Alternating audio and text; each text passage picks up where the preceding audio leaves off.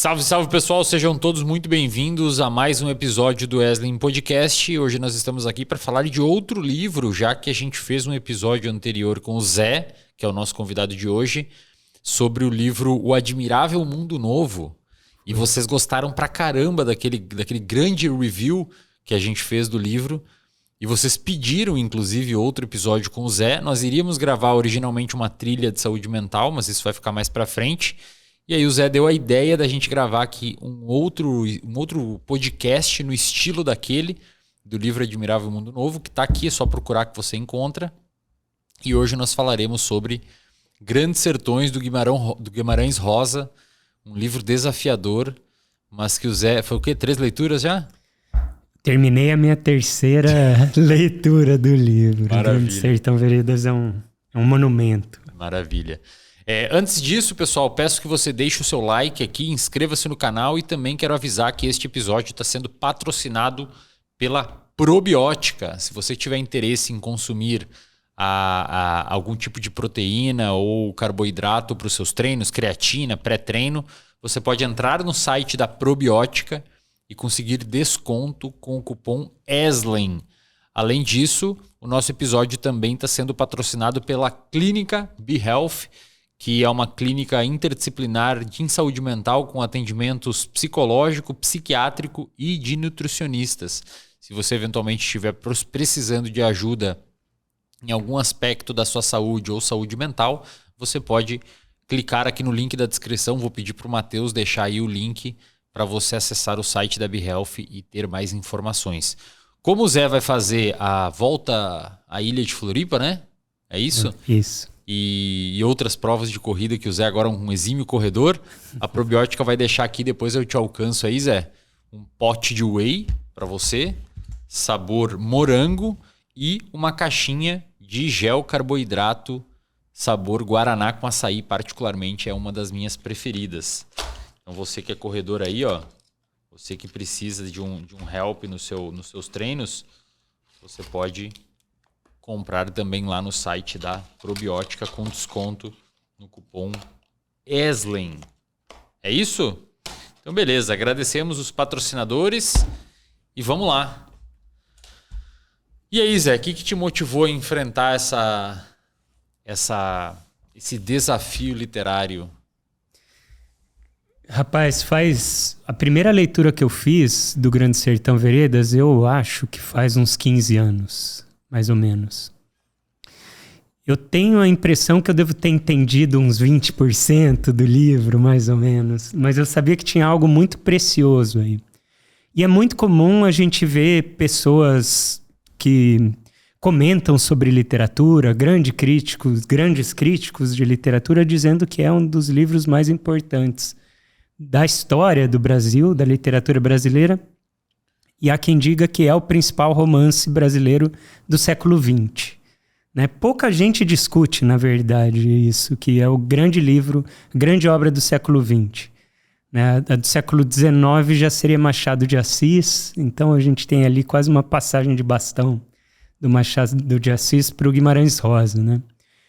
E acho que o ponto principal que me interessa no Grande Sertão Veredas é que ele é uma obra, é um livro que permite diversas leituras. É uma obra que permite reflexões sobre assuntos muito diversos.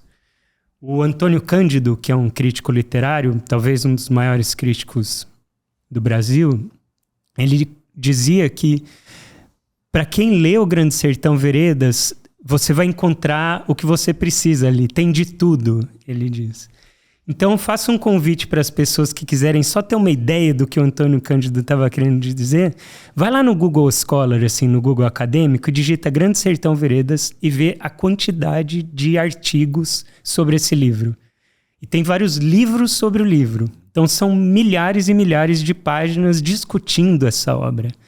E aí essas discussões partem de pontos de vista muito diferentes. Você pode fazer uma discussão sócio-histórica desse livro. Você pode fazer uma discussão psicológica do Grande Sertão Veredas ou enxergar a partir de um ponto de vista mais existencial, filosófico. Existe discussão a respeito da botânica do sertão. O Guimarães Rosa estudava mesmo a fauna, a flora do lugar.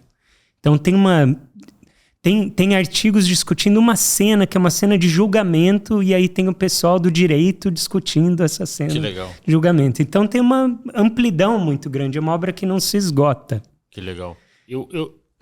Eu não li ainda o Guimarães Rosa, o Grandes Sertões Veredas. Eu li o Euclides da Cunha, Os Sertões. Imagino que você vai depois comentar também, né? Alguma coisa que tenha uma potencial ligação entre os dois. Eu comprei e dei uma folhada nele. Eu sei que vai ser uma obra que vai me demandar muito tempo. Porque a escrita dele é uma escrita um pouco mais difícil, né? Ele escreve de um jeito... Eu não sei se ele é um dos autores... que escreve também fluxo de consciência? Não exatamente. Para quem não sabe, fluxo de consciência é um jeito de escrever que é como se o autor estivesse retratando o que estivesse passando na consciência do personagem. Tem grandes escritores na história que escrevem com fluxo de consciência. A Virginia Woolf é um exemplo. O Faulkner é um exemplo. O Faulkner ainda vai um pouco além, que ele tem alguns livros que é fluxo de consciência de uma pessoa com esquizofrenia. Então o fluxo de consciência é baralhado. E realmente o fluxo de consciência você não entende, porque não entende na primeira leitura. O James Joyce, né? James Joyce. Ulisses talvez seja grande. Talvez tenha sido uma das obras que introduziu o fluxo de consciência à época, junto com a Virginia Woolf. Acho que é final do século XIX, início do século XX, né? E o fluxo de consciência ele não respeita nem as pontuações do português, pessoal. Assim, às vezes você tem uma página inteira sem uma vírgula. E aí troca o personagem e não avisa que trocou o personagem. E aí, às vezes, por exemplo, tem um da Virginia Woolf que eu li, que é... Não lembro o nome do livro, que é uma que passa um dia inteiro numa socialite. Não sei. É um dos livros mais famosos da Virginia Woolf. O Ulisses também é um dia só, né? Ulisses é um dia só também? Eu não li ainda Ulisses. O da Virginia Woolf é um dia só e é um livro que passa assim, e aí você não sabe quando troca de personagem, e aí a pessoa não tem pontuação direito, e aí o que eu consegui fazer para ler e entender é ler muito rápido. Quando eu leio muito rápido, eu consigo pegar mais. Se você lê tentando achar o português, exatamente, você tem que achar o fluxo. Então fica a dica. Mas sabe por que não? Sabe por que não é fluxo de consciência? Sabe qual é o primeiro caractere do livro? É um travessão. Então é um diálogo. É um diálogo. E é incrível. Isso é uma das coisas fascinantes desse livro, Wesley. É um diálogo. Só que você só ouve uma voz desse diálogo. O interlocutor você não ouve. E ele abre o travessão e ele vai parar essa fala na última palavra do livro. Então é uma fala mesmo corrida. Por isso que poderia até ser entendido quase como um fluxo de consciência. Mas o que é fascinante da obra? Não é fluxo de consciência porque tem um interlocutor. Isso muda tudo. Né? Uma coisa é você pensar. E aí vem tudo desordenado e tal. Outra coisa é você contar algo para alguém. Tá passando um determinado filtro e tem um objetivo, né? Tem. E aí é isso. O Riobaldo, que é o personagem principal, ele tá falando com alguém. E a gente vai identificando quem é esse alguém pela fala do Riobaldo. O Riobaldo faz alguns comentários. Por exemplo, ele fala, eu queria saber do mundo tanto quanto o doutor. O doutor vem da cidade, é estudado e tal. Aí você fala, então ele está falando com alguém que é letrado, com alguém que é um acadêmico, de repente, né? Alguém que vem da cidade. O Riobaldo já tem essa vivência mais do jagunço, a gente pode comentar mais sobre isso. Mas isso é uma das dificuldades de ler Grande Sertão Veredas, porque ele não tem nem capítulo. Então é esse travessão, começa a fala do Riobaldo e vai até o final. É uma maneira diferente mesmo de escrever, e não tem... Né, para quem gosta de, vou ler esse capítulo hoje, né? Quando termina o capítulo eu fecho o livro, você não vai ter isso. Deixa eu te perguntar, você acha que o impacto dessa... Porque na arte e a escrita e os romances se enquadram nesse guarda-chuva, uma das grandes questões ali que fazem uma obra algo grandioso é o impacto não só pelo conteúdo, mas pela forma. Como eu disse, Virginia Woolf, James Joyce, Faulkner são pessoas que introduziram a Virginia Woolf por ser mulher lá no início do século XX, por exemplo, ela apanhou muito inclusive cometeu suicídio, né, infelizmente, por escrever dessa forma. E essa forma de escrita impactou muito, criando novas formas de literatura que, enfim. Você acha que o Grandes Sertões Veredas ele é uma obra com essa magnitude em parte por causa desse estilo ou necessariamente por causa do conteúdo? Não, Porque é uma ousadia você escrever um livro sem capítulos e com uma fala só, sem interlocutores, né? É uma obra que impacta por vários motivos. Um deles é essa maneira de escrever. E aí, dentro desse aspecto, né, que é a maneira de escrever do Guimarães Rosa, a gente poderia falar sobre vários aspectos. Tem vários subitens aí para a gente discutir. Um deles, por exemplo, é a linguagem que ele usa, que é muito desafiadora para qualquer leitor. Então, ele quase que cria uma nova linguagem, uma nova maneira de falar. O Guimarães Rosa, depois a gente pode falar um pouco sobre a história dele, mas ele era um poliglota, ele sabia falar muitas línguas. Então, na escrita dele, ele mistura uma língua com a outra, ele cria palavras, às vezes ele usa uma palavra muito antiga que ninguém mais usa. Então, se você quiser ler palavra por palavra, querendo entender cada palavra, você vai ficar perdido, porque algumas você vai até achar no dicionário e outras palavras você não vai encontrar nem no dicionário. Mas é interessante que isso é uma questão encontrada em livros de fluxo de consciência. Você tem que ler rápido. Exato. Ao mesmo tempo, não é um fluxo de consciência. É isso. Por isso que ela poderia ser entendida como fluxo de consciência. Eu só considero interessante da gente pensar que não é fluxo de consciência, mas nesse sentido de saber que tem um interlocutor. Perfeito, né? Perfeito. Mas tem algumas características muito parecidas com um texto de fluxo de consciência. Por exemplo, a narrativa não é linear.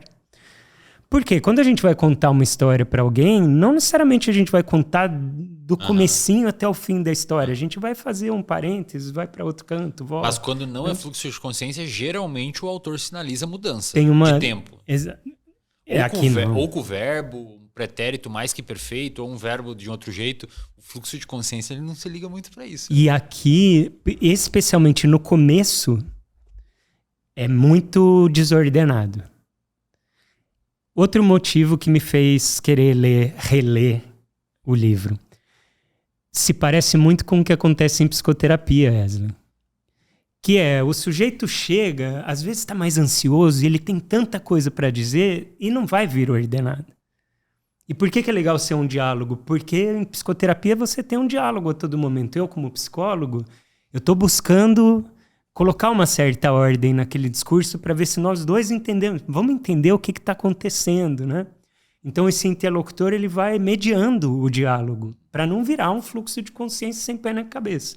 O que é interessante dessa obra, as primeiras 100 páginas, elas são muito desordenadas. Então, dica para quem estiver começando a ler. Tem paciência, no começo você não vai entender. As primeiras 100 páginas você vai falar, nossa, eu não entendi a história ainda. Aí, aos poucos, a história vai ganhando uma linha narrativa. Você vai entendendo o fio da meada. Né? Então, é um livro aqui que tem 430 páginas, mais ou menos. Nas 100 primeiras é totalmente desordenado, aos poucos você vai costurando mesmo, sabe? Uma linha, perfeito. Uma história com começo, meio e fim. Você acha que... Vamos começar falando antes do conteúdo próprio do livro, do autor do livro, né? Vamos falar sobre ele. É uma história fascinante. O João Guimarães Rosa era uma figura muito fascinante. Bom, primeiro que eu falei que o Machado de Assis... ele é considerado o maior autor do Brasil do século XIX. Machado de Assis morre em 1908, que é exatamente o ano em que o Guimarães Rosa nasce. Olha só. Então é quase uma passagem de bastão mesmo, assim, né? Um morreu, o outro nasceu. E ele era uma criança muito inteligente, muito fora da curva. Ele começava a aprender língua sozinho, assim, com 6 anos de idade ele já estava meio falando as primeiras palavras de francês. E ele nasceu numa cidade muito pequena, chamada Cordisburgo. Você colocar lá no Google Maps, você vê, ele fica bem no centro de Minas. Então tem um mapa de Minas ali, se você pegar o centro, Cordisburgo, tá ali. Uma cidade muito pequenininha. Minas é cheio, né, de cidadezinha.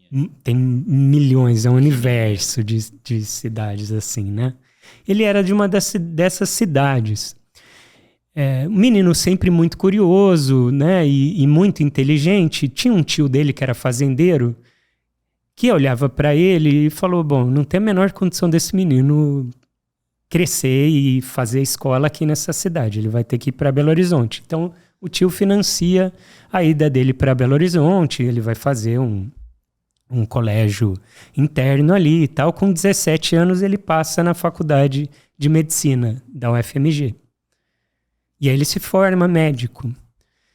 Ele começa a atender, ele tem um trabalho ali numa cidade que chama Itaguara, que é perto de Belo Horizonte ali. Começa a atender, fica fascinado pelas histórias que as pessoas vêm contar. Ele sempre anotava muita coisa, muito, né, gostava de lembrar das histórias que as pessoas iam contando e tal. Mas ele ficava meio frustrado com a limitação da medicina na época, o quanto que ele tinha de empatia com aquelas pessoas e não conseguia ajudar da maneira como ele queria. Ele foi se frustrando, ele decidiu prestar para o Itamaraty, ser diplomata. Isso era mais ou menos que ano?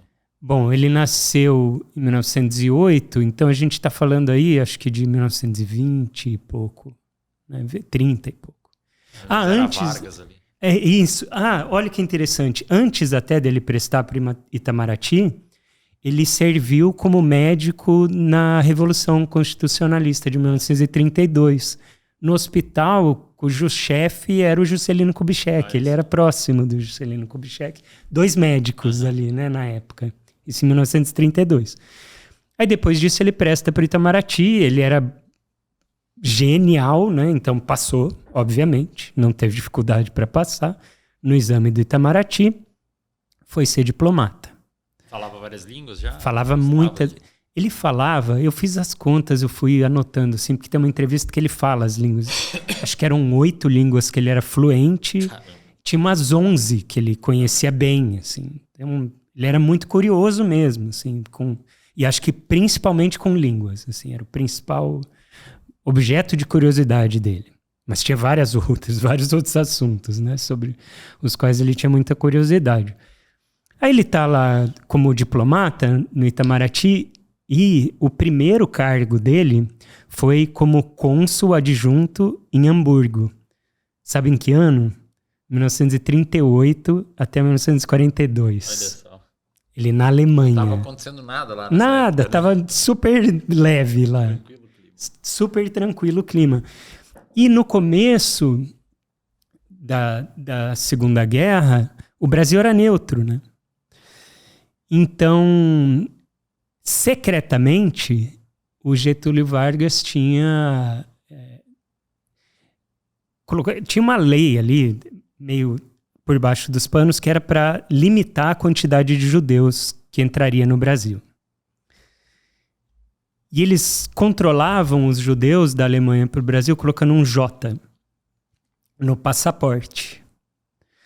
O Guimarães Rosa estava lá nessa época e ele conhece uma mulher, se apaixona pela mulher. Ele teve um primeiro casamento, mas aí ele acaba se casando com a Araci, que trabalhava, era poliglota também, trabalhava no consulado da Alemanha, e ela não punha J no passaporte. E ela ela permitiu que muitos judeus fossem para o Brasil na época, correndo risco de vida. Assim. Então tem homenagem para ela em Israel, assim, do tanto que ela fez para poder evitar a morte de muitas pessoas. Mas eles estavam lá, casados então na Alemanha, aí o Brasil se declara aliado, né, dos Estados Unidos, Inglaterra, e aí começa a ter um problema. Eles ficam 4 meses meio que presos ali, na Alemanha. Ou seja, eles estavam em território teoricamente inimigo, né? Território inimigo. De repente era neutro, de repente virou inimigo. Ele vivenciou isso. Aí ele volta em 42. Aí parece que eles vão para Colômbia, para Bogotá, depois volta para o Brasil. Tudo a trabalho de diplomacia. Tudo a trabalho de diplomacia. Ele foi diplomata a vida inteira, na verdade. Isso era muito comum antigamente. Escritores terem outro trabalho, principalmente em funcionalismo público, muitos diplomatas, né? Aqui no Brasil tem uma história muito longa, assim, teve Vinícius de Moraes, né, poeta, se eu não me engano, João Cabral de Melo Neto também, o Carlos Drummond de Andrade era funcionário público. Era uma maneira dos escritores terem um salário fixo e poderem se dedicar, né, à literatura. Eu estava lendo no Nassim Taleb, no Antifrágil, ele comenta isso como uma tendência mundial da época, assim, né? O escritor tem um trabalho em funcionalismo público, garante o salário e pode se dedicar à literatura também, como uma segunda profissão. Guimarães Rosa fez isso a vida inteira. E aí ele publica um livro de poemas em 1936, não é um livro tão conhecido, chama Magma. Em 46 ele publica Sagarana, que já é um livro que ficou mais conhecido. E em 56 ele publica Corpo de Baile, que é um livro, uma coletânea de novelas, né? Que novela está entre o conto e o romance, né? Ele é uma escrita com relativamente menos personagens, mais reta, diferente de romance, que é muito complexo. É mais complexo e mais complexo que o conto. Isso. Todos esses aí nesse estilo de escrita ou ele fazia outros tipos de literatura? Sagarana, eu não lembro se é conto ou novela, mas são histórias menores. Mas são histórias com esse estilo de fluxo de consciência? Já tinha esses elementos. Não exatamente fluxo de consciência, mas já tem um estilo próprio de escrever. Talvez Sagarana seja mais já parecido tem com os russos. Os russos, tu vai ler uns Dostoiévski ou algum Tolstói, às vezes ele não é um fluxo de consciência, mas às vezes ele entra na cabeça do personagem sem avisar. Talvez. Ele bota o pensamento do personagem no texto, não te avisa que colocou, mas ele não rompe com as normas do português, no caso da tradução, né? Com as normas da língua. Talvez seja por aí. Mais ou menos assim. O Sagarana, aliás, para se aproximar do Guimarães Rosa, talvez um bom caminho seja ler algum conto desses. Por exemplo, no Sagarana, o primeiro conto chama O Burrinho Pedrez, que é um conto interessante, mas é em terceira pessoa, por exemplo. Né? Não é esse relato como do Riobaldo e tal. E aí, então, 36 esse livro de poema, 46, ou seja, tem 10 anos, né, para o Sagarana, e tem mais 10 anos para o Corpo de Baile e Grande Sertão Veredas, ao mesmo tempo. Ele lança no mesmo ano esses dois livros. Então ele fica 10 anos sem publicar nada, e em 56 ele lança isso. Mas dá para imaginar, né, Eslen? Ele passou esse período deve ter sido muito traumático em Hamburgo, de 38 a 42. Deve ter marcado a vida dele, né? E aí eu imagino o quanto que essa experiência não deve ter influenciado na escrita dele, né? Na profundidade. Eu ia falar sensibilidade, né? Sensibilidade, é absurdo, né? E em 52, antes de publicar o Grande Sertão Veredas, ele faz uma viagem pelo interior de Minas. Porque ele não era exatamente um homem do campo, né? Ele era diplomata, ele viajava o mundo inteiro e tal. Então ele não era... Ele já era uma elite, né? Ele era da elite, exato. Mas em 1952 ele saiu com uma tropa de boiadeiros a cavalo, tocando uma boiada, fez 300 quilômetros, se eu não me engano, viajando, semanas viajando. Ele a cavalo e ele levava uma cadernetinha assim no pescoço e ia anotando as coisas que ele ouvia, né?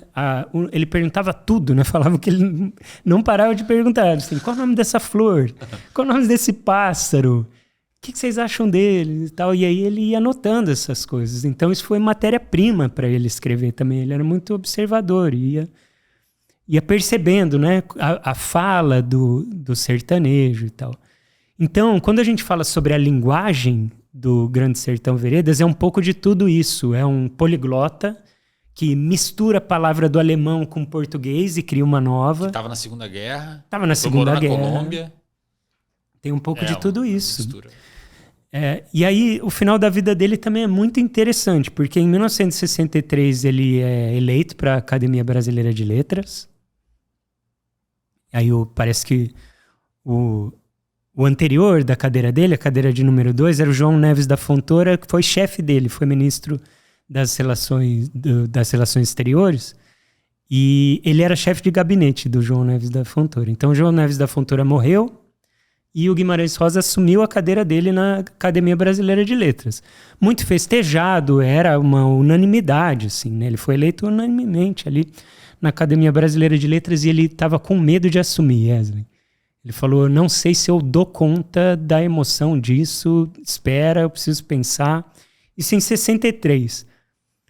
E ele tinha medo de ter um problema de saúde mesmo, assim, a emoção. Ele tinha um pressentimento, assim, ele falou, não, acho que não dá. Aí ele espera 4 anos para assumir. Em 1967, ele assume a cadeira de número 2 da Academia Brasileira de Letras, faz um discurso belíssimo. Tem escrito, quem quiser ver depois no Google, tem o discurso dele lá. E ele morre 3 dias depois, Caramba. De infarto, assim, de repente. Ele tinha isso na cabeça, assim, que depois dele assumir, ele poderia morrer. E foi isso que aconteceu. Caramba. Então ele morre logo depois de assumir a cadeira de número 2 da ABL, né? E Caramba, que loucura, né? Não é? Que loucura. Bom, e o livro propriamente, Zé? E o livro? Qual que é a mensagem? Qual que é a mensagem? Obviamente é uma pergunta muito complexa para responder. Quais são as mensagens? Tem 15 segundos para dizer.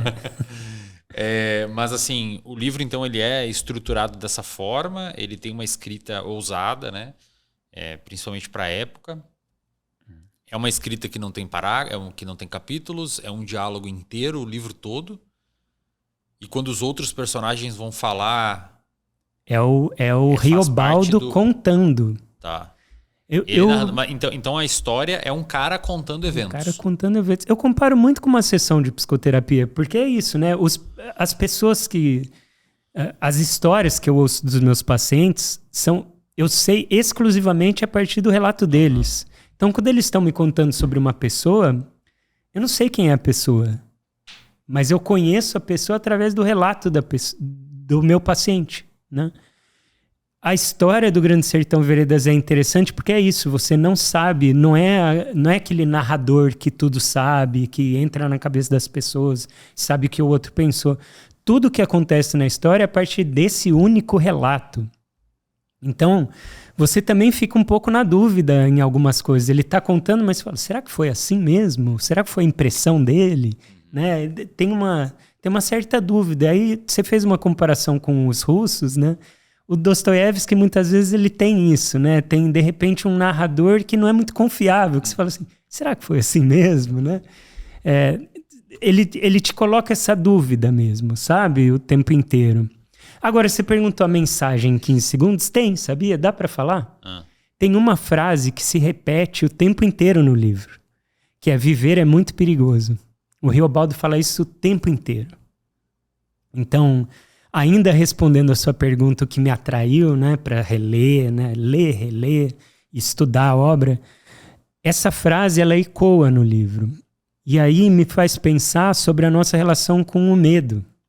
Porque viver é perigoso, assim. A vida está repleta de situações em que a gente, de repente, não quer que aconteça, ou a gente teme, né, as situações. Como a gente se relaciona com o nosso medo? Então, uma maneira de entender o Grande Sertão Veredas, a partir da psicologia, é como esse personagem foi aprendendo a lidar com o medo. Como ele foi aprendendo a enfrentar situações que geravam medo nele.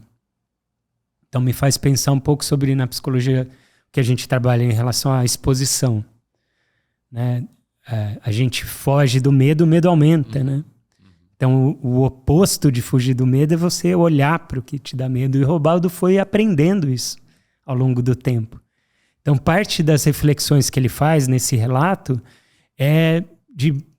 A gente pode até fazer uma relação com o aspecto sócio-histórico também. Então, ele está no sertão, interior de Minas. Interior de Minas, sul da Bahia, mas para o interior também, e leste de Goiás, assim, né? Quase Brasília ali. Pega essa região, esse miolo do Brasil mesmo, né? E numa situação de muita violência. Muita violência. O Riobaldo vai ser um jagunço. Isso a gente sabe desde o começo do livro, ele já fala que ele foi um jagunço, né? Nessa história, ele já é um fazendeiro. Ele está na fazenda dele, está na rede, está descansando e tal. Ele até comenta com o interlocutor, ele fala, olha, antigamente eu não ficava pensando nessas coisas, não. Que ele fala, quem vive no áspero não fica refletindo, não, no áspero, né? Uhum. Quem está ali na batalha, na guerra, não vai ficar pensando na vida desse jeito. Mas agora que eu estou de range-rede, dessas expressões que ele usa, agora que eu estou na rede aqui, eu fico pensando na vida, no bem, no mal, no medo, como é que a gente lida com isso e tal. Então, a gente já sabe também que o Riobaldo, esse personagem, ele tá na fazenda, ele tá num momento que ele tá tranquilo, mas ele viveu uma situação de muita violência. Ele te conta essa história passada. Ele vai contando essa história ao longo da vida dele, como foi que ele virou um jagunço, né? O que aconteceu ao longo da história dele, como as aventuras, né? Uma história de guerra também, né? Então, tem uma guerra ali. Então, é uma história que tem a ver com medo, é uma história que está relacionada com coragem, com aprender o que é coragem. Então, ele fala muito sobre a coragem. E a gente pode até fazer, como eu falei para você, essa relação com um momento sócio-histórico da história. Né? Não é exatamente em 1956 que se passa essa história. O Guimarães Rosa não é claro a respeito do ano exato em que a história se passa. Mas dá para saber que é ali 1920, mais ou menos. Tem alguns elementos históricos que fazem a gente pensar. Por exemplo, ele vê a coluna Prestes passando. Então dá para imaginar que é década de 20. A gente está falando de República Velha. Né? Então a gente pode pensar também que o Grande Sertão Veredas está relacionado com a história de modernização do nosso país, assim, com a formação de uma cultura, de uma nação, de uma república. E ô Zé, qual que era o intuito dele que fez ele se transformar num jagunço? Como é que ele foi parar lá? Ou as motivações, né? Ele não tinha motivação para isso. E uma das discussões que ele faz, uma das reflexões que ele faz sobre a vida é isso, assim, como tem muita coisa que a gente não imagina que vai acontecer e de repente vai acontecendo, né? Então eu falei que essa história tem a ver com medo, coragem e tal. Ele fala que teve um acontecimento que marcou a vida dele. Ele fala, o Rio São Francisco dividiu minha vida em dois. Ele era criança e ele ficou doente e melhorou e a mãe dele tinha feito uma promessa. E ele foi pagar essa promessa.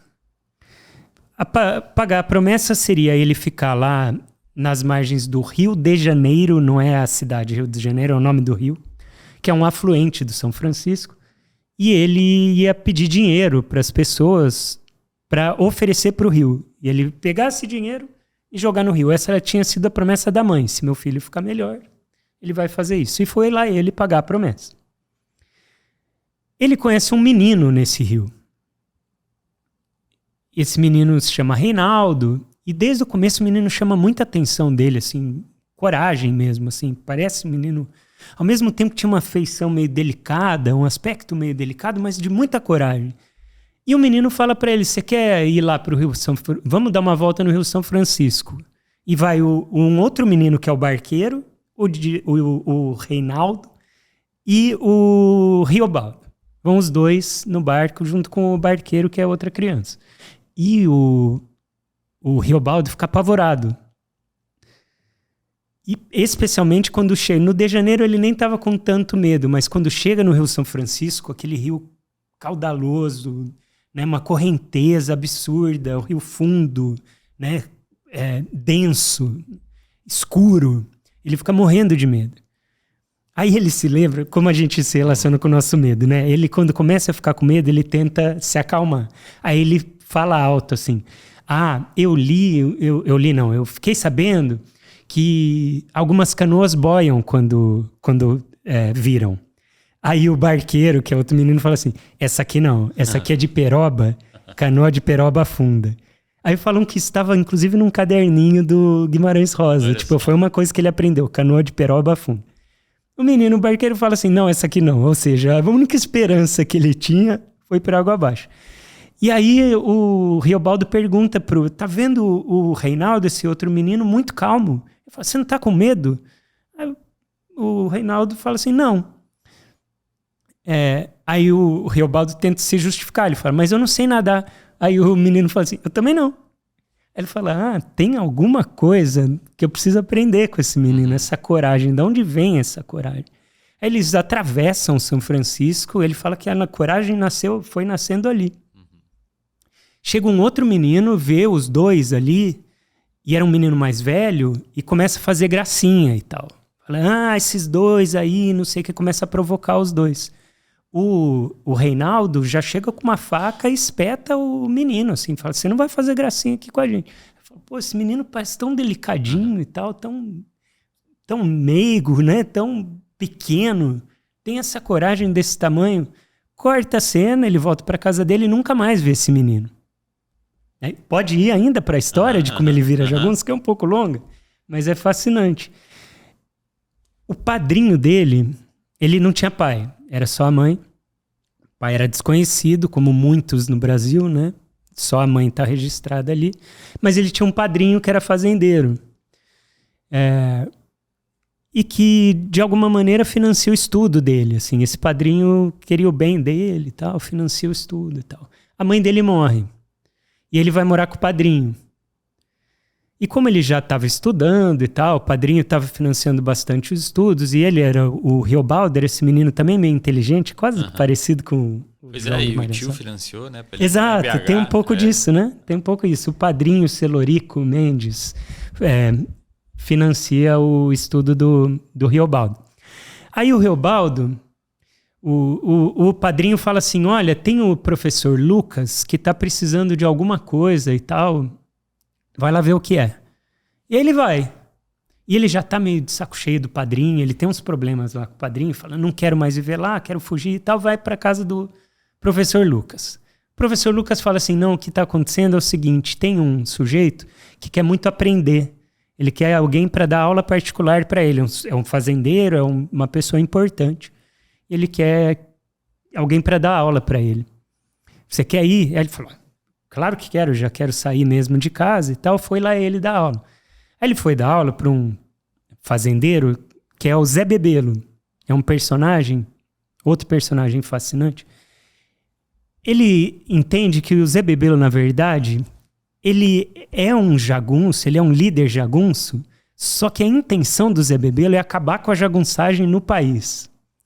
Ele quer ser deputado. Então pensa, República Velha, né, coronelismo mandando, tem os jagunços que são meio, né, uma milícia dos coronéis e tal, e o Zé Bebelo representando a modernização do país chegando, falando, vamos acabar com isso. Só que ele quer acabar com isso com um grupo de jagunço, né? E ele não era muito estudado, Zé, as contradições do nosso país, né? Que daria para escrever um livro em 2025 sobre algo parecido com outros nomes. Exato, né? É o Brasil. Não, o Zé Bebelo, ele ganhava batalha, ele representando, né? Vamos acabar com os jogos. Ele dava o tiro pro alto e falava, viva a lei! Maravilhoso. Né? No meio da guerra de jagunço, ele viva a lei. E ele precisava de alguém para ensinar ele. Então, o Riobaldo vira professor do Zé Bebelo e começa a ensinar. Acaba lá, o Zé Bebelo é muito inteligente também, já começa a aprender, ele é verborrágico, né? Ele quer ser deputado, tem um discurso todo. Já aprendi tudo que eu precisava, agora fica comigo e vira um jagunço meu também aqui. E lá vai o Riobaldo, seu jagunço da turma do Zé Bebelo, lutando contra jagunços. Né? Então ele vira... E ele era muito bom de tiro. Aí o apelido dele era Tatarana, assim, lagarta de fogo, que era certeiro na mira, né? E aí ele passa a maior parte da história contando as aventuras de jagunço? Aí que tá, porque tem muitas reviravoltas. Eu não vou entrar em tantos detalhes, mas do Zé Bebelo, ele vai para outro bando, aí ele vira o jagunço, aí tá em guerra contra o Zé Bebelo. Daqui a pouco o Zé Bebelo vira líder do grupo que estava em guerra contra ele. É uma mistura, assim... É outra reflexão importante do livro, que o Riobaldo se pergunta, onde é que está a fronteira do bem e do mal? Se eu estava num grupo, aí depois eu estou no outro, um personagem parecia representar o bem e de repente se mostra inimigo, e aí tem um personagem que claramente representa o mal e que nunca muda, e aí ele fala, esse aqui é o mal, né? Esse aqui é o protótipo assim, da pessoa que está mal intencionada e tal. Então ele vai fazendo essas reflexões também, né? O interessante na história é que isso muda muito. Então ele tá num grupo, depois vai para o outro, aí o grupo dele muda de líder. Então aí um personagem que era do grupo dele vira o grande inimigo central da história, né? Então a gente está a todo momento se perguntando, né? Essa é outra frase importante do livro, né? Que é a ideia de que a vida muda o tempo todo, né? A vida é assim, esfria, esquenta, aperta e afrouxa, sossega e depois desinquieta. O que ela quer da gente é coragem, né? Essa é uma frase clássica do livro e também é uma que me motivou a reler, né? Porque tem um tanto de reflexão sobre como o mundo muda o tempo inteiro e como alguma coisa que de repente parece certa agora, daqui a pouco a gente refletiu e já tem outra ideia a respeito do mundo, né? E a coragem é justamente para enxergar isso, né? Enxergar, bom, eu pensava isso do mundo, agora eu estou pensando diferente. A coragem é de enfrentar as nossas próprias concepções, de repente, que se mostram errôneas, né? Mas isso ele não deixa em momento nenhum explícito esse racional, essa reflexão. É você que tira, como uma grande obra, geralmente é assim, né? Você tira do... É isso. O que ele fala é isso. Ele fala, a vida é assim, esquenta e esfria, aperta e afrouxa, sossega e depois desinquieta. O que ela quer da gente é coragem. Todo o resto já sou eu fazendo reflexões, né? Quando ele lançou o livro, fez sucesso na época? Foi. Ou demorou um pouco? Porque o que eu percebo, minha ideia, né? Minha observação. O que eu percebo é que essas grandes obras, quando são lançadas, geralmente elas ficam meio que na sombra do que está sendo produzido à época e depois elas emergem como grandes obras. Porque elas passam nesse teste do tempo por ter algo a dizer que não está nas páginas. Acho que sim. E na época, por exemplo, agora a gente não sabe. Talvez tenha uma grande obra que daqui a 20 anos a gente descubra que foi publicada no passado. Quem será o Guimarães Rosa de agora? A galera tá lendo hoje outras coisas mais rápidas, que tá tudo explícito na frase, né? Exato. Deixa eu ler uma frase. Que só para você ter uma ideia do impacto que ele causou na época. Mas, obviamente, não era com as pessoas em geral, né? É uma troca de correspondência, na verdade, entre o Fernando Sabino e a Clarice Lispector. O Fernando Sabino começou a ler a obra e falou para ela, olha, comecei a ler esse livro, é impressionante, é uma obra de gênio, eu estou impressionado com isso, eu estou na metade do livro, pode ser que eu esteja enganado, mas é muito possível que eu não esteja enganado, essa obra é muito rica. Essa é a carta do Fernando Sabino. Eu vou ler para você a resposta da Clarice Lispector. Tá? Primeiro ela fala, eu estou lendo Grande Sertão Veredas. Ela fala assim, ó, nunca vi coisa assim. É a coisa mais linda dos últimos tempos. Não sei até onde vai o poder inventivo dele. Ultrapassa o inimaginável. Estou até tola. A linguagem dele, tão perfeita, também de entonação, é diretamente entendida pela linguagem íntima da gente. E nesse sentido, ele mais do que inventou, ele descobriu, ou melhor, ele inventou a verdade. Que mais se pode querer? Fico até aflita de tanto gostar. O livro está me dando uma reconciliação com tudo, me explicando coisas adivinhadas, enriquecendo tudo, como tudo vale a pena. A menor tentativa vale a pena. Isso foi a leitura da Clarice Lispector. Não é quase ninguém, né? Dando uma elogiada na obra. A Clarice, que inclusive escrevia também mais próxima de um fluxo de consciência, né? Então, acho que ela se identificou com essa maneira. Ela deve ter sentido uma validação forte. E ela falou dessa linguagem dele, né? Que é isso, é uma linguagem que não é... Isso é uma coisa muito importante do Guimarães Rosa. Não é uma linguagem para você querer entender racionalmente. Isso, não é assim. É o que você falou do fluxo de consciência. Você tem que ler rápido. Exato. Ou uma outra dica para quem quiser ler, lê em voz alta. Porque como é um diálogo, às vezes a maneira com que a palavra soa... E a junção delas, né? A junção delas. O som da última com o início da próxima faz a coisa mais gostosa. A primeira palavra, então o primeiro caractere é outra versão. A primeira palavra é nonada. Nonada. Que a princípio você lê parece estranho. O que é nonada? É nonada tudo junto, né? É nonada tudo junto. Aí você fala, o que é? Essa palavra até existe, ele nem inventou. Mas é uma palavra que não se usa. E é uma palavra que faz todo sentido se você fala ela. Nonada, não é nada, né? Sim, e é interessante, pensa bem no impacto de uma obra de 430 páginas e o sujeito começa a falar assim, não é nada. Tipo, não liga tanto pro conteúdo do que eu vou falar, assim, não é nada, né? Ele falava, o Guimarães Rosa falava que ele não gostava de leitor cavalo. Leitor cavalo é aquele que chega ali, vê o capim, come o capim, sai correndo e vai fazer outra coisa. Ele fala, eu gosto de leitor boi, leitor vaca. Pega o capim, rumina, fica com aquilo, reflete, deixa a frase soar, sabe? Então não é um livro fácil, porque é isso, você não vai ficar lendo, assim, ele não vai te entregar tudo rápido, e ele não quer isso, ele não quer isso da gente como leitor, né? Ele não espera. É por isso que eu não comecei a ler ainda, eu quero... Precisa de tempo. Eu quero pegar umas férias que eu tenha, sei lá, de uns 20 dias e utilizar um tempo de qualidade para ler. Eu recomendo. Eu acho que é... Isso, inclusive, fica uma dica para os leitores de primeira viagem que aqui estão ouvindo. Esquece essa parada de bater meta de leitura ou bater meta de página. Pode até botar um tempo como meta se quiser, mas página... Tem livros e livros. Tem livros que você vai ler muito mais calmo. Tem livro, por exemplo, eu estava recomendando recentemente para o Fermento A Guerra de Canudos. Guerra do Fim do Mundo, sobre a Guerra de Canudos, do Lhosa. Falei, cara, é um livro que não é difícil, não é fluxo de consciência, é literatura realista, é uma escrita mais fácil de entender. Só que eu falei pra ele, não lê pra matar. Ele falou, 500 páginas. Eu falei, cara, não interessa o número de páginas, cara. Se você demorar 2 anos pra ler, ninguém liga. Leia, aproveite, deleite cada página, deguste cada frase, vai devagar. Se você tá cansado, fecha o livro, volta no outro dia. Nem que tenha lido só uma página. Não é uma corrida. Não então é eu acho uma que corrida. esse tipo de livro aí, eu entendo mais do que os outros, que eu já os vejo assim, eu entendo como um livro de você realmente aproveitar. Total. Que bom que você falou isso, Wesley. Porque pra que a gente quer chegar no fim do livro, assim, né? Igual a gente... Imagina você vai ouvir a 9ª Sinfonia do Beethoven e coloca no vezes 2, assim. Pra quê, né? Não é ouvir a Sinfonia do Beethoven. Tem o tempo da obra, né? É bom deixar a obra começar a ressoar mesmo em você, né? E às vezes é um parágrafo. Às vezes tem um parágrafo. Essa frase, a vida é assim, esquenta, esfria e tal.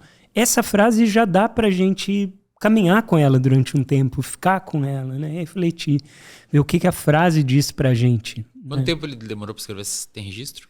Quanto tempo ele demorou? Eu acho que não foi muito tempo. Ele gostava de deixar uma certa aura nele, assim, uma mitologia do próprio autor, né? Porque ele falava que para escrever esse livro ele tinha que ficar... isso é uma metáfora, tá? Provavelmente.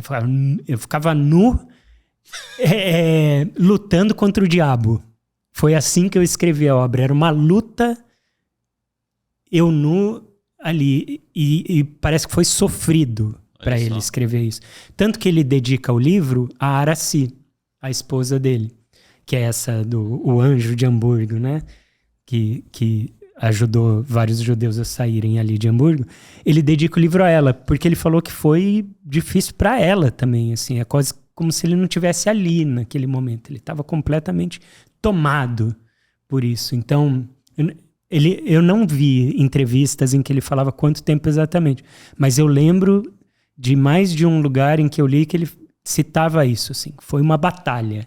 E ao mesmo tempo algo que ele sentia que não estava vindo dele, assim, ele estava entrando em contato com algo que era muito maior, né? É por isso que não dá para ler rápido. Exato. O cara fez uma obra monumental. Você sabe a história do Madame Bovary, do Flaubert? De como ele escreveu? Não. O Flaubert demorou 5 a 6 anos para escrever. Ele foi diagnosticado com uma doença muito rara e que deixava ele todo com umas complicações e uma dificuldade, algumas dores.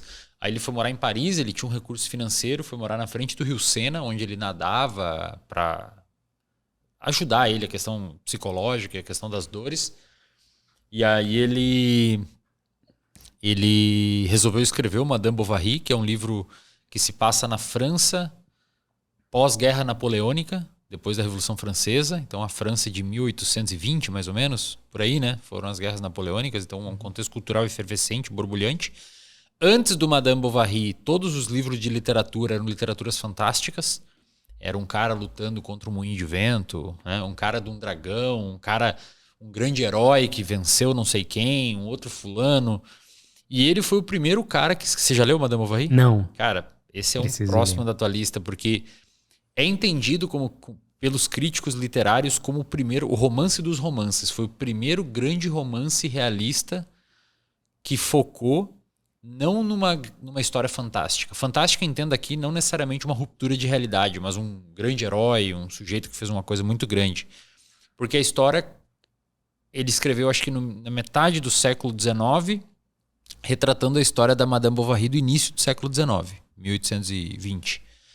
E a história é basicamente de uma moça que é esposa de um médico e ela trai o médico com diferentes homens, são, salvo engano, 3 pessoas ali que se envolvem. Um, de fato, consumou a traição, os outros eram uma traição mais platônica, digamos assim.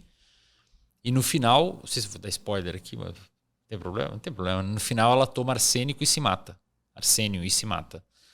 E foi o primeiro que foi proibido à época, porque contava a história de uma esposa que traía o marido e não foi bem recebido na época.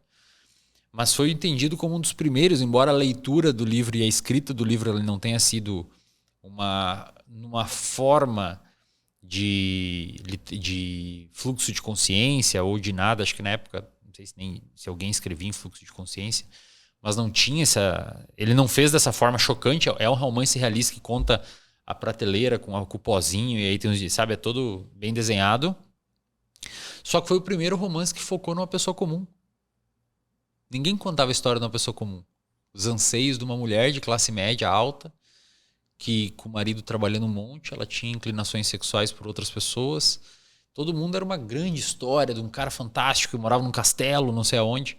E isso foi recebido como um ponto de ruptura dentro da arte e da literatura, porque pela primeira vez alguém se debruçou na história de uma pessoa comum. E o Flaubert, quando escreveu, a correspondência dele mostra que às vezes ele demorava semanas numa página. Semanas. Porque a escrita dele não era escrita de deixar a obra pronta e ir revisando. Ele queria deixar a página impecável e não retornar mais a ela. E ele demorava semanas. Ele se reunia com os amigos e discutia qual que era a palavra adequada dentro daquela frase para capturar de uma forma mais precisa a sensação da mulher ter aberto uma porta e ter passado a poeira pela vinca de sol que cruzou e ter mostrado... Ele queria a palavra exata. Uhum. Aí vai o cara e lê rápido. Exato. O cara demorou semanas para escrever uma. Ele reunia os amigos nas cartas, e ele mostrava, ele lia os textos e os amigos opinavam, ele trocava e rasgava e voltava. Às vezes ele ficava mal, tinha crises porque não achava a palavra perfeita. E aí o cara quer ler rápido. Exato. O cara demorou 4, 5 anos para escrever. Só um comentário sobre isso. O Guimarães Rosa tem uma entrevista em que ele fala que às vezes ele pegava uma palavra e ele ficava com ela até ela ter vida novamente. Porque ele falava que as palavras, muitas vezes, elas se perdiam, elas ficavam mortas. Porque a gente vai usando a palavra de um jeito banal, muitas vezes. E aí ele falava que era como se as palavras estivessem enterradas sobre uma montanha de cinzas. Olha só. Então ele pegava cada palavra ali que interessava ele, ele se detinha naquela palavra até ela se tornar viva novamente. Assim, o que aquela palavra tem de vida? É bem parecido com o que o Flaubert fez. Total. O Lhosa comenta que quando chegou na França, ele morava no Peru, aí foi morar na França na década de 60. Tava acontecendo nada também na França na década de 60. Super tranquilo. E ele chegou lá numa livraria e ele comprou Madame Bovary na livraria. Ele chegou em casa final da tarde, abriu o livro, começou a ler e varou a noite. Ele não conseguia parar de ler.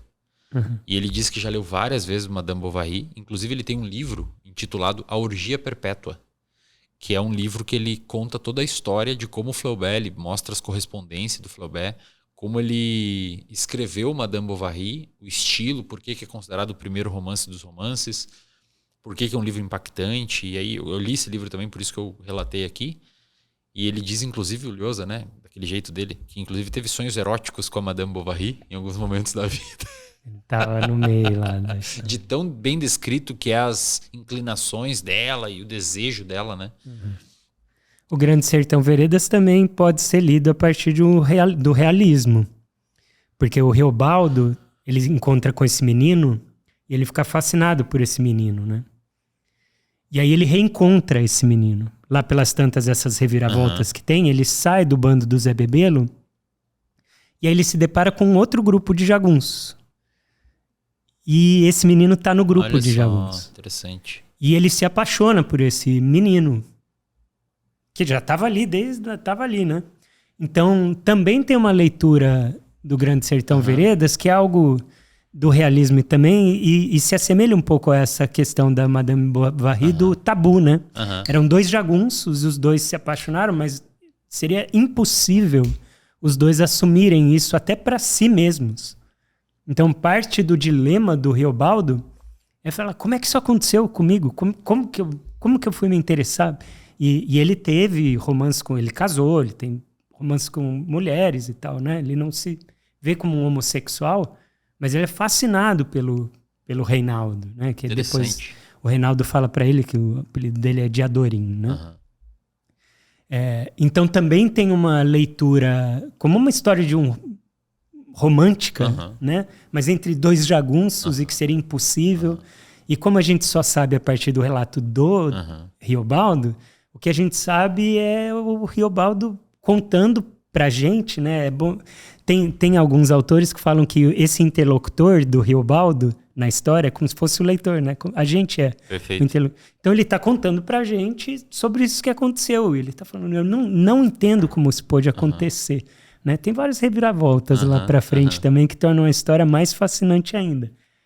Mas durante a história, então, tem esse conflito bem real, realista mesmo, assim, né? De um sujeito apaixonado por um outro jagunço. E tem uma história mais fantástica que ele faz o pacto, ele acha que faz o pacto com o diabo, mas ele não sabe se aconteceu, ele tá em dúvida. Então ele pergunta toda hora pro interlocutor dele assim, não existe diabo não, né? Não existe. Eu tô vendo pelo senhor. Então ele faz os comentários, tô vendo pela cara do senhor que o senhor também não acredita nisso, que bobagem e tal. Mas ele faz o pacto, entendeu? Ele não sabe se consumou o pacto ou não.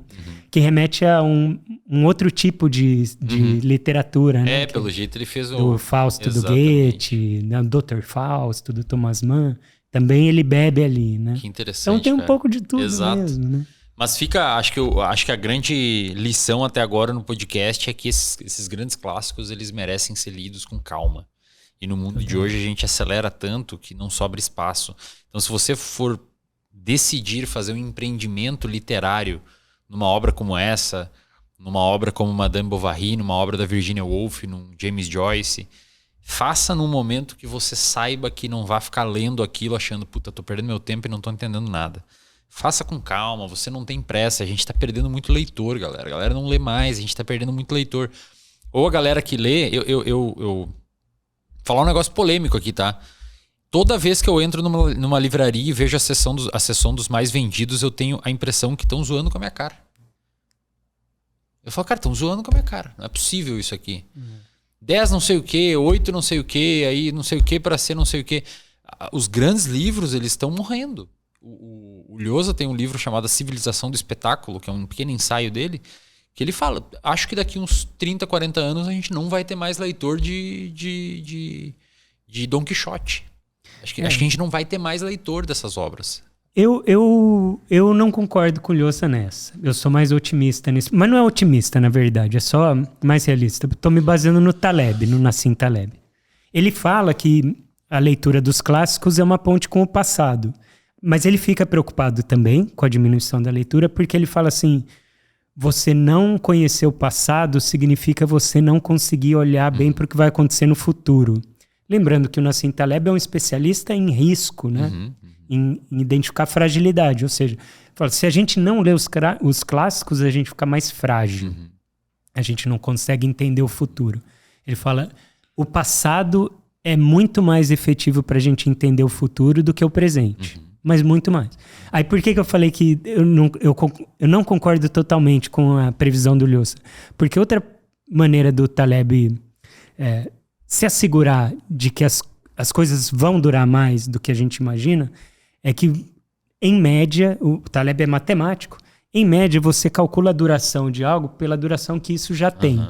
Então é muito mais provável que o livro que está na lista dos 10 mais vendidos não seja lido daqui a 200 anos do que Madame Bovary.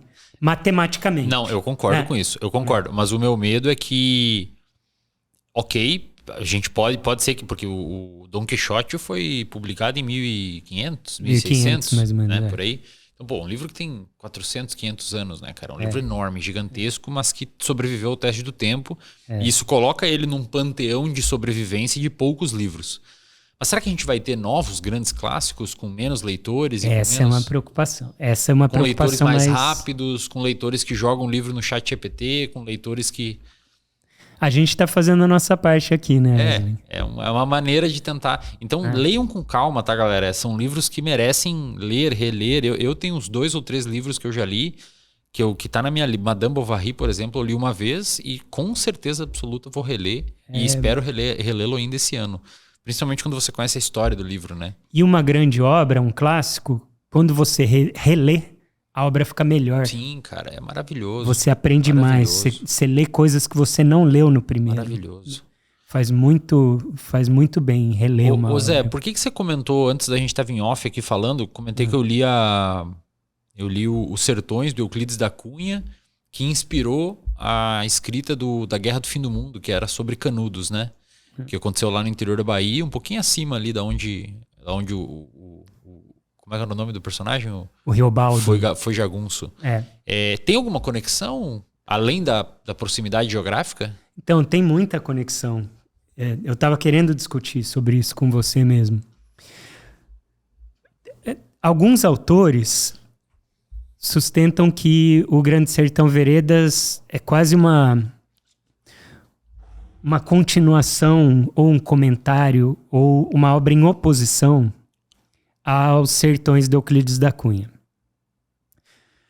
Porque os Sertões de Euclides da Cunha, o Euclides da Cunha está olhando para um momento histórico, que é esse da República Velha, né, que é o começo da República, em que o Brasil estava se modernizando de alguma maneira, entre aspas, essa modernização, porque eu coloquei entre aspas porque era de uma forma muito violenta, sem diálogo. E o que aconteceu na Guerra de Canudos tem a ver com isso, né? E o próprio Euclides da Cunha, quando ele se aproxima do cenário, ele é um repórter, mas ele ouve pouco o sertanejo. Ele é quase que um observador de fora. Ele era um cara de São Paulo, né? Um cara de São Paulo que trabalhava dentro do escritório e chegavam relatos para ele do que estava acontecendo, né? Até que ele foi para lá. E fizeram um evento um evento para discutir Canudos e o que foi e tal. E aí tinha um cartaz assim no evento que era... Faltou diálogo, né? Faltava só um diálogo, assim, era só ouvir aquelas pessoas, né? Então não ouviram os revoltosos, né, de Canudos, para entender o que estava acontecendo com aquelas pessoas, qual era a realidade que elas estavam vivendo, quais eram as necessidades delas. Né? Ao mesmo tempo choviam conspirações, né? Na época tinham conspirações de que a Inglaterra estava financiando para voltar à monarquia, porque recém tinham... Canudos estourou em 1892, salvo engano, posso estar enganado. Comecinho da República. Foi por ali. Em 1888 foi proclamada a República, né? Então era o comecinho da República, e feita de uma forma violenta, sem diálogo, sem... É isso, né? Faz maior conspiração, mas falta ouvir aquela pessoa, né? Pra galera que não entende, não conhece esse evento, houve a proclamação da República em 1888. Um cara lá do interior da Bahia, chamado Antônio Conselheiro, ele era considerado pelo Estado um dissidente da República, e meio que se ele é dissidente da República, logo ele é um monarquista, né? Um cara monarquista. Mas na verdade o Antônio Conselheiro, pelo que relatam os livros, ele era um cara muito religioso, que ele não concordava com a tese do imposto, que de certa forma já era pago durante a monarquia, só que era via tipo um dízimo, assim, era um outro nome, aí mudaram para imposto, eu não sei se aumentaram ou não, mas ele não concordava com essa tese, e ele tinha uma ideia de um povoado muito religioso, que seguiam os conselhos dele, que ele já vinha pregando há muitos anos no anonimato. Ele era um cara que depois eu descobri que passou anos perambulando pelo sertão, dando conselhos e pregando em praça pública, né, e achavam ele meio doido, Até que nesse momento da história, talvez pela convergência desses fatores, uma galera começou a segui-lo. Ele foi para esse povoado, numa cidade que hoje é próxima, inclusive, a uma cidade chamada Euclides da Cunha, lá no interior da Bahia. E ele fundou esse povoado de Canudos, que chegou a ter 20 e poucas mil pessoas, salvo engano. E esse povoado não tinha dinheiro, não tinha uma moeda local, não tinha... Era uma igreja que o Antônio Conselheiro e o pessoal construía com pedras lá e tal. E a galera doava muito para eles. Doavam vacas, bois, etc. Eles faziam alguma espécie de agricultura por ali. E aí o Estado encarou aquilo como um grupo dissidente e, portanto, era passível de ser aniquilado. O Estado teve ele teve 3 ou 4 incursões, cujas 2 primeiras foram muito fracassadas. Eles tomaram um pau dos jagunços lá, né, liderados por um jagunço principal lá, que era muito amigo do Antônio Conselheiro.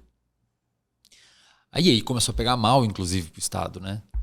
E aí tinha toda uma teoria que, na verdade, a Inglaterra estava colocando dinheiro porque eles queriam derrubar. Cara, era um povo lá totalmente analfabeto, a galera não sabia nada do que estava acontecendo, era um monte de religioso, sei lá, passando fome lá. E até que o exército brasileiro aí sim fez uma empreitada mais forte e acabou resolvendo o problema, né? Pronto, e por que esse é o contexto.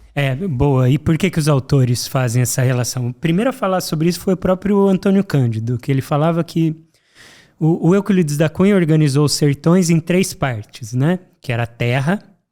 Então tem uma parte bem longa em que ele vai falar sobre a geologia mesmo, a geografia do ambiente, Inclusive, né? a favela saiu disso, né?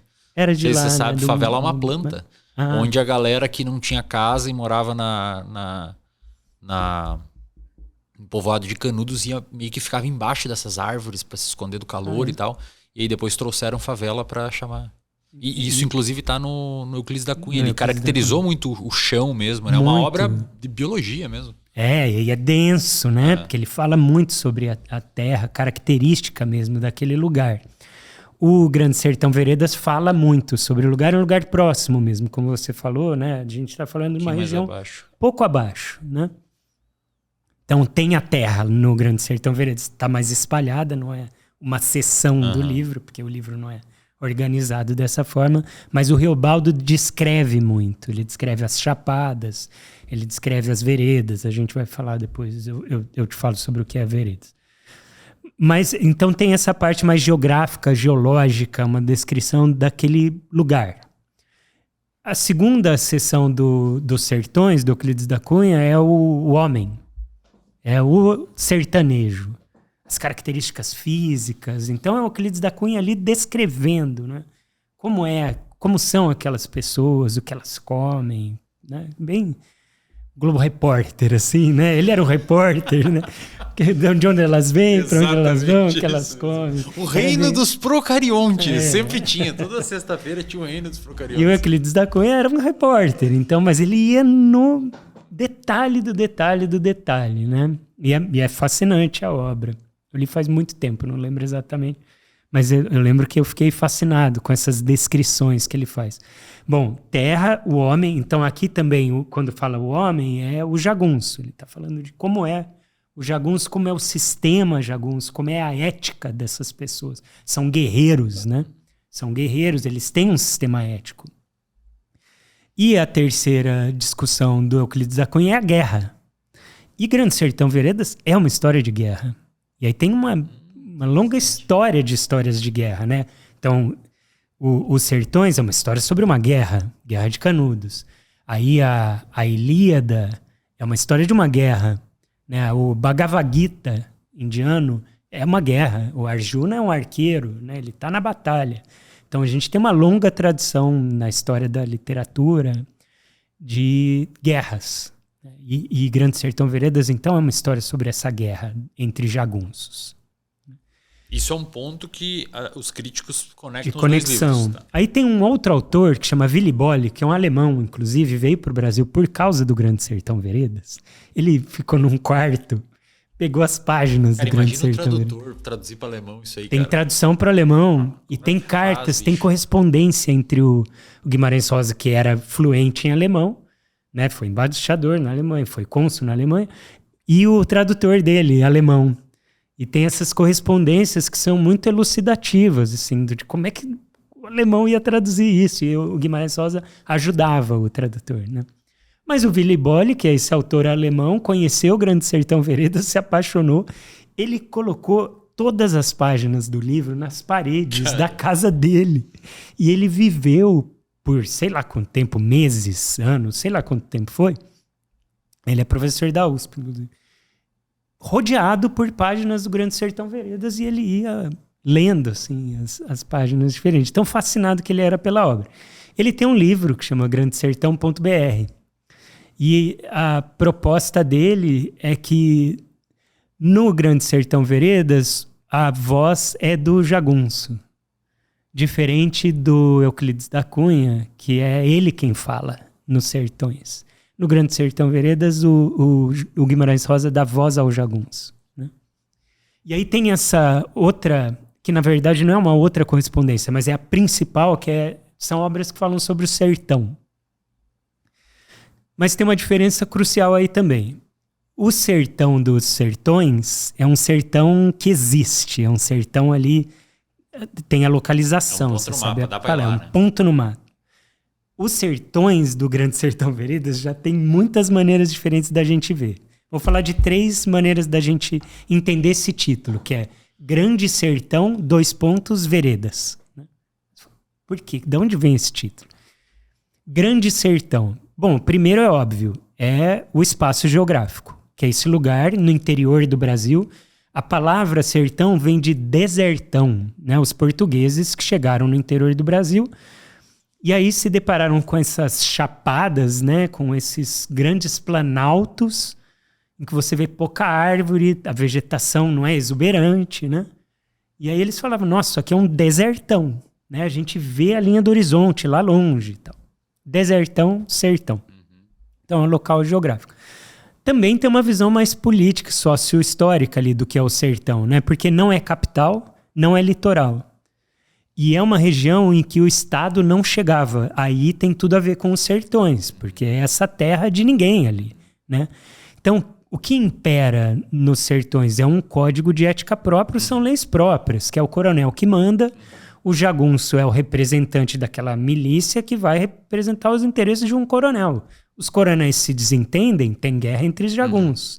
A polícia chega, é guerra de jagunço com a polícia. Então tem sempre um conflito, é uma terra muito violenta, esse sertão sócio-histórico da Primeira República, né? O Brasil está tentando se modernizar a trancos e barrancos, mas de uma maneira muito violenta, né? Sem diálogo. Essa é a tese do Willy Bolle. Assim. O Brasil vai se modernizando sem conversa, sem diálogo entre as diferentes estruturas sociais, entre as diferentes classes. Isso, né? até já anterior com as revoluções que tinham nos estados, né? Não começa que estavam na meio República. pistola com a monarquia. Começou a balaiada, a Revolução Farroupilha. Exato, uma grande falta de diálogo. Essa é a tese... Vários burburinhos que estavam explodindo. Exato, essa é a tese central do Willy Bolle. Assim. É um país em que a modernização vai chegando, mas meio imposta, né? Então essa é uma maneira de enxergar o sertão. Né? Essa terra de ninguém. E aí o Reobaldo tem umas expressões fortes, assim, ele fala, se Deus vier para cá, que venha armado. O negócio é pesado aqui, né? Ele tem essas expressões, assim, né? A outra maneira de entender o Grande Sertão é esse terreno vasto, né? Com 1000 possibilidades. Os caminhos estão muito abertos, né? Você olha pro horizonte, você vê o infinito, assim. Então, também o Grande Sertão é a totalidade das coisas, é o que não tem nome, é o potencial. Né? A gente não entende, tem a ver com essa obra. Assim, essa obra é tão monumental que a gente não entende ela inteira. Ela é vasta. Então o Guimarães Rosa também está querendo conectar a gente com algo que é muito vasto, que é muito grande, que a gente não entende direito. Por outro lado, o que são as veredas? A vereda é um caminho. Tem 2 interpretações diferentes para veredas. Um primeiro significado de vereda é caminho, caminhozinho. Se o sertão é muito vasto, no sertão tem as veredas, que são os caminhos traçados. E ali você já tem uma lógica, uma trilha para seguir, né? Esse é um significado de vereda. Um outro significado de vereda, esse bem próprio dessa região, do sertão mineiro de Goiás, sul da Bahia ali, é um lugar em que você tem a chapada, né? Aí se você desce, você vai ver alguns lugares em que já começa uma vegetação mais exuberante. O principal sinal de uma vereda é o buriti, que é um coqueiro, e o verde já é mais exuberante, assim, já tem vida ali. O que indica o quê? Água. Então, se o deserto não tem água, as veredas são pequenos córregos, pequenos rios. Então, indicam também uma parada, assim, num lugar muito violento, também tem momentos de calma. Você vai ver na história isso, às vezes você está numa baita guerra, de repente eles chegam numa vereda, eles descansam, eles contam piada, eles estão... A vida é um pouco assim, né? Esquenta, esfria, aperta e afrouxa. Então, o título também remete não só ao lugar, mas à vida, né? A vida tem essa vastidão, a gente não dá conta de entender tudo o que acontece, e ao mesmo tempo tem os nossos caminhos, que são as escolhas que a gente vai fazendo. Então, o tempo todo o Reobaldo está contando para esse interlocutor, tá meio que costurando essa história dele, assim, contando para ele quais foram esses caminhos que ele pegou. Poderiam ser outros caminhos completamente diferentes, porque o sertão é vasto. Mas na vida dele ele foi pegando esses caminhos. Então imagina que foi fazendo essa trilha, né? A partir das escolhas que ele fez. Que interessante. Não é? Então isso só você vê como é uma obra densa, né? Você pega o título dela e tem muitas reflexões possíveis para fazer. Então, assim, dá para... Eu não sei se isso está declarado pelo Guimarães em algum lugar, mas ele se inspirou no Euclides. Ou ele nunca falou isso? Eu acho que ele nunca falou. Mas eu acho que ele nunca falou. Você acha? Que eu li, parece bastante, né? Do que eu li, o primeiro autor que eu acho que faz essa relação é o Antônio Cândido. E assim, o Antônio Cândido teve relação com o Guimarães Rosa. E dificilmente ele não leu Euclides, né? Ah, não, dificilmente ele não leu. Né? Aliás, porque eu acho que o Guimarães Rosa, uma obra extensa e importante, dificilmente ele não leu alguma delas. Assim, ele era muito versado. Exato. Só que ele era versado, Wesley, não só nos sertões, por exemplo, mas ele era versado, por exemplo, eu citei o Bhagavad Gita. Assim, ele lia. Então ele lia literatura, a mitologia de muitos lugares diferentes. Por isso que ele vai misturando muita coisa. Então, de repente, tem um sujeito que é versado em filosofia indiana que vai ler aqui e vai falar, nossa, isso aqui... Pegou lá. Ele pegou lá do Mahabharata, assim, sabe? Aí tem um outro que vai falar, nossa, isso aqui tá no Antigo Testamento. Interessante. Ele vai pincelando coisas. Uma obra bem prolífera. Muito. Tá? Junta várias áreas com profundidade. Deixa eu te perguntar, cara, por que você acha que eu não sei se isso também tem por aí, se ele falou... Por que você acha que o Guimarães Rosa, um sujeito versado, com uma história tão grande, viveu na Alemanha durante a Segunda Guerra, morou na Colômbia, foi médico, aí...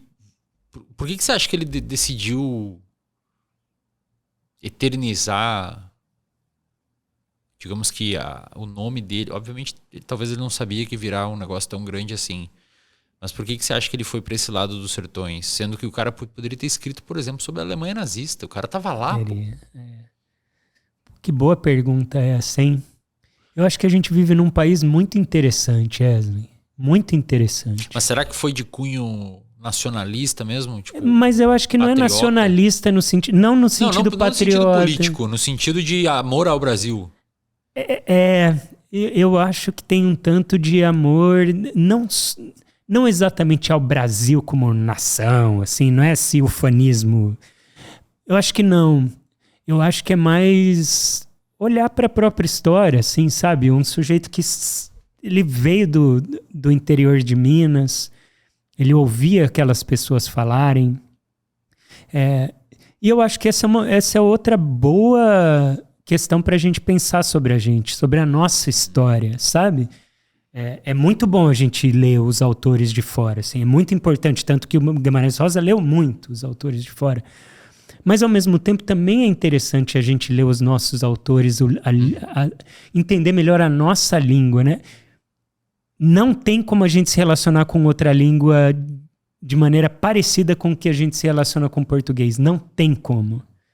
Né? Eu fui dar aula em inglês o ano passado.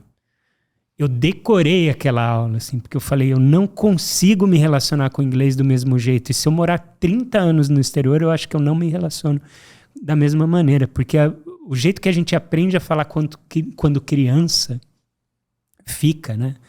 Então tem um tanto, eu acho que não é um patriotismo ufanista, mas tem um tanto que é afeto mesmo, sabe?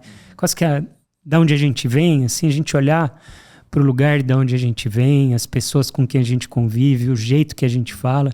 O Brasil é muito interessante. Eu acho que o Grande Sertão Veredas também tem essa qualidade, sabe? De aproximar a gente de algo muito rico do nosso país, que você fala, nossa, isso aqui é produzido aqui, e quase é um tesouro que quase ninguém conhece. Sim, exatamente. Porque um americano, se ele for ler isso, ele não entende do mesmo jeito que a gente entende. Dá até um certo orgulho, assim, de saber, sabe? Porque se a gente lê Shakespeare, a gente vai se maravilhar, vai ficar Shakespeare é fascinante. Mas um inglês lê Shakespeare diferente do que a gente. Não tem como a gente ler Shakespeare do mesmo jeito que o inglês. Eu suspeito que tem coisa aqui que a gente lê, Eslen, que a gente se reconhece de um jeito que a gente fala, eu sei o que ele está querendo dizer, sabe? Eu imagino que um sujeito que vive lá nos sertões, que consegue ser versado ou que cresceu lá, também tenha um nível ainda mais de profundidade do que nós, brasileiros, que não vivemos lá. Eu acho que são camadas, entendeu? Vou te dar um exemplo. Muitas. Recentemente eu li Incidente em Antares, do Érico Veríssimo, um gaúcho. Cara, é impressionante, assim.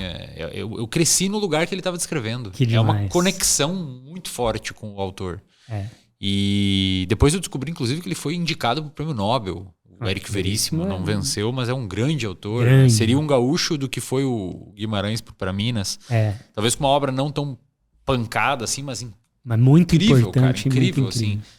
E concordo, acho que a gente Não é? tem... Lê Lima Barreto, você lê alguns autores... A Clarice, você lê alguns autores brasileiros que são fantásticos, cara. É, e o que é lindo aqui no Grande Sertão Veredas é ver que tem reflexões muito profundas a respeito do que é o bem, do que é o mal, de como a gente faz as escolhas nas nossas vidas, como é que a gente lida com o medo. E são reflexões ricas e não são numa linguagem erudita. É na linguagem do sujeito ali do interior do Brasil. Ele não escreveu para o europeu ler, né? Ele não escreveu para o europeu ler e ele não escreveu para o erudito brasileiro ler. Exatamente. O erudito brasileiro tem dificuldade de ler Grande Sertão Veredas. O erudito brasileiro teve que se submeter à escrita regional. Exato. Aí a Clarice Lispector vê isso e fala assim, nossa, isso é maravilhoso. Porque é isso, né? É uma riqueza, uma sabedoria muito grande contida nessas palavras, né? Eu li essa A Vida Esfria. Posso ler uma outra para ter uma ideia da linguagem dele, né? Eu fui anotando algumas frases assim que eu acho essenciais. Aqui, ó. Isso já é uma transcrição do livro. Exato, é literal. Eu escrevi aqui no meu caderno exatamente como está no livro. Vou ler duas. Uma é assim: o real não está na saída nem na chegada. Ele se dispõe para a gente no meio da travessia. É o processo, né? E aí, lá pelas tantas, ele fala que a val do mundo é a coragem. O que é a val? Tem o rio, e aí se você vê o rio tá muito caudaloso aqui, tem uma correnteza muito forte, e de repente você encontra a val, que é um caminho que se abre ali no rio que dá para passar. Você fala, aqui dá pé, aqui eu consigo. Isso é a val. É por onde você... Então, se o viver tá na travessia, o val da vida tá na coragem, isso aqui é o que fez essa relação. Estão em momentos bem diferentes do livro. O caminho você encontra nesse rio, né, que às vezes vai te levar, turbulento, que vai te levar, é a coragem, assim, né? É por onde você consegue atravessar a vida. A última. Estou contando, não é uma vida de sertanejo, mas a matéria é vertente. Queria entender do medo e da coragem e da gana que empurra a gente para fazer tantos atos, dar corpo ao suceder. Então ele fala, né? O Riobaldo fala, eu não estou contando história de sertanejo. Eu estou falando de algo universal, que é o medo e a coragem, e como o medo e a coragem empurram a gente para os atos, para as nossas escolhas. O quanto que medo e coragem influenciam as nossas atitudes, né, no dia a dia, os caminhos que a gente toma. E como aprender a lidar com essas emoções que vão aparecendo fazem com que a gente viva melhor, que a gente aprenda a viver, né? O Riobaldo, a grande mensagem do livro é: se aprende a viver aprendendo a lidar com o medo e estimulando a sua coragem. Aí ele fala: como é que faz para ficar corajoso? Você precisa comer o coração de uma onça. Mas não é só comer o coração da onça, você tem que matar a onça. Só que não é só matar, você tem que pegar uma faquinha e você mata a onça com uma faquinha. Você fala: como é que você mata a onça com uma faquinha? Tendo coragem, né? Você só consegue ser corajoso tendo coragem. Assim. Interessante, cara. Ou seja, você... Porque as pessoas acham: eu preciso de coragem. Como é que você faz para ter coragem? É exercitando a coragem. Ela não é pretérita, né? Não, é um exercício. Exato. É uma virtude que você exercita, né? Essa respondendo a primeira pergunta que você fez, né? Assim, qual é a mensagem do livro? Por que eu li isso? Tem a ver com tudo isso, assim, né? A gente pode exercitar essa coragem na vida. O Guimarães Rosa não entregou nada disso de bandeja. Isso aqui a gente está refletindo. Eu acho que assim, Zé, eu acho que tem algumas coisas na vida... Agora eu pessoalmente, não tô dizendo nós, assim... Eu acho que tem algumas coisas na vida que a gente não pode morrer sem deixar de fazer. Para mim, é uma maratona. Eu não ficaria feliz se eu morresse sem fazer uma maratona. Talvez um Ironman, aí a gente vai decidir ainda. Eu não ficaria feliz se eu morresse sem escrever um livro. Talvez Mas não escrever um livro para dizer que é meu. É igual quando eu fiz esse podcast aqui. Quando eu fiz o podcast, eu não queria um podcast para dizer que é meu. É um podcast que eu chamo a galera aí, a gente troca uma ideia. Não, eu criei o podcast em cima de uma tese.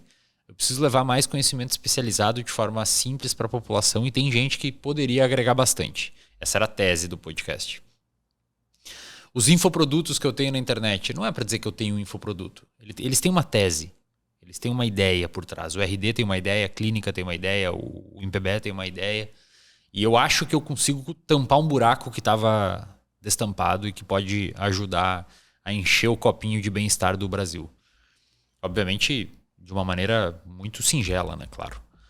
E eu acho que tem alguns livros que o cara não pode morrer sem ler, cara. Embora oceânicos, né? Eles têm que ser navegados, mesmo que demore. E eu acho que o Guimarães Rosa, o Grande Sertão Veredas é um, Os Sertões do Euclides da Cunha é outro. E tem outros, Dom Quixote, Madame Bovary, tem outros grandes, James Joyce, tem outros grandes autores que a gente precisa visitar durante a vida e acho que é legal trazer essas obras para discutir aqui porque motiva o pessoal, né? Eu concordo. Às vezes a galera não entende o que tem por trás da cortina e quando chega perto já espana pela dificuldade, pela linguagem ser mais difícil. Mas realmente a recompensa, o pote de ouro tá lá na frente, né? Para quem consegue vencer a parada. E é preciso ter coragem para enfrentar um livro desse. Exatamente. Né? Então é uma exposição, né? Interessante. Aí você falou sobre as suas intenções, né? Com o MPBE, a BeHealth, o RD. Eu estava lendo um livrinho que é interessante também do filósofo André Comte-Sponville, que é o grande tratado o pequeno tratado das grandes virtudes. E aí tem um capítulo sobre coragem, são 18 ou 19 capítulos, um sobre cada virtude. Ele pensou assim: quando eu olho para um ser humano, o que me faz ter apreço moral por ele? Você vai gostar desse livro. Então eu olho para um ser humano, o que me faz eu ter apreço por aquele ser humano? O que é um ser humano ser um bom ser humano? Uma pergunta que Aristóteles se fazia lá na Ética Nicômaco, né? O que faz de um ser humano ser um bom ser humano? Aí ele vai falar sobre algumas virtudes, uma delas é a coragem. Quando ele fala sobre a coragem, uma das coisas que ele fala é: coragem, quando você é corajoso para benefício próprio, isso é egoísmo. Ser corajoso em benefício dos demais é heroísmo, né? É você tá olhando para os outros e fala: o que as pessoas precisam? E aí e as pessoas sabem diferenciar isso. Né? Ele fala: a coragem costuma ser a virtude mais apreciada pelas pessoas. Mesmo quando o ato não é tão positivo. Se a pessoa faz alguma coisa que é negativa, mas fez de uma maneira covarde, todo mundo aponta o dedo e fala: além disso ter sido negativo, foi covarde. Perfeito. Se ele faz algo negativo de maneira corajosa, ainda tem algo positivo, mesmo dentro do negativo, né? Pelo menos ele teve brio, né? Então, É um assunto fascinante, assim, e que permeia toda a obra, assim. É como se o Reobaldo estivesse aprendendo a ser corajoso. Legal. Com esse menino frágil, Aham. paradoxal, né? Com esse menino frágil, assim, que mostra pra ele o que é coragem, né? Ele fala, o Rio de São Francisco me dividiu em dois, né? Que ele fala, é porque a partir daquele momento ele falou, tem algo ali naquele menino que parece muito virtuoso, né? Será que esse menino existiu na vida do Guimarães? Eu tenho uma teoria. Ah. Só que, se eu for falar minha teoria, eu vou precisar dar um spoiler. Eu tenho um chute.